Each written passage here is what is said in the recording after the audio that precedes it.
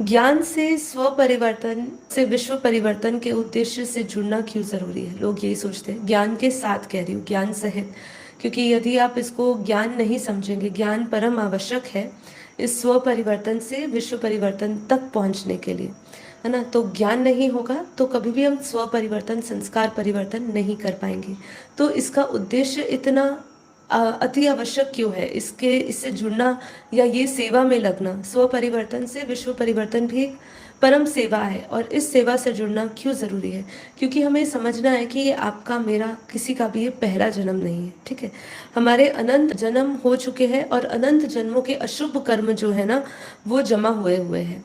अब जिस समय ये, जब अशुभ कर्मों का हिसाब किताब होगा ना, उस समय हमारी धज्जियां उड़ जाती है, उस समय हम उन कर्मों को नहीं झेल पाते हैं, ठीक है। तो इसलिए हमारे ये कर्म, अभी का जो कर्म इतने समर्थ हो जाए, अभी का जो हम कर्म कर रहे हैं वो इतने समर्थवान कर्म हम करें जिससे कि हमारे सारे बुरे कर्म नष्ट हो जाए।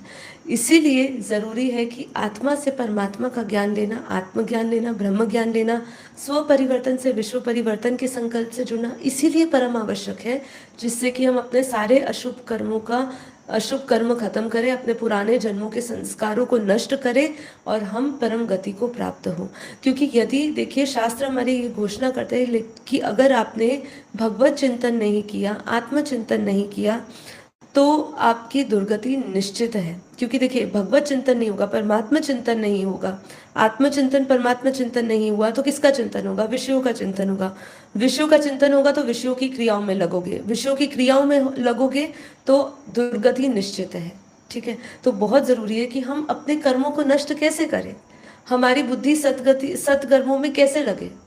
तो ये सब चीजों के लिए परम सेवा यही है कि आप स्व परिवर्तन करें। स्व परिवर्तन से विश्व परिवर्तन होगा, पर पहला जो कदम है वो यही है।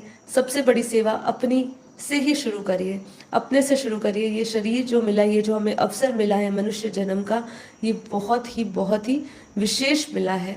हम किसी और योनि में इसीलिए नहीं है क्योंकि हमें इस जन्म में ही अपने सारे कर्मों को नष्ट करना है, ठीक है, और हमें परम गति को प्राप्त होना है। तो इसीलिए इस लक्ष्य को वो हमेशा याद रखिए। ये लक्ष्य से अगर आप हमेशा याद रखोगे ना, तो आपसे कभी गलत काम होगा ही नहीं, कहीं और चिंतन जाएगा नहीं। यही हमारी अभी का विशेष पुरुषार्थ ये है कि हम चिंतन सही रखें अपना।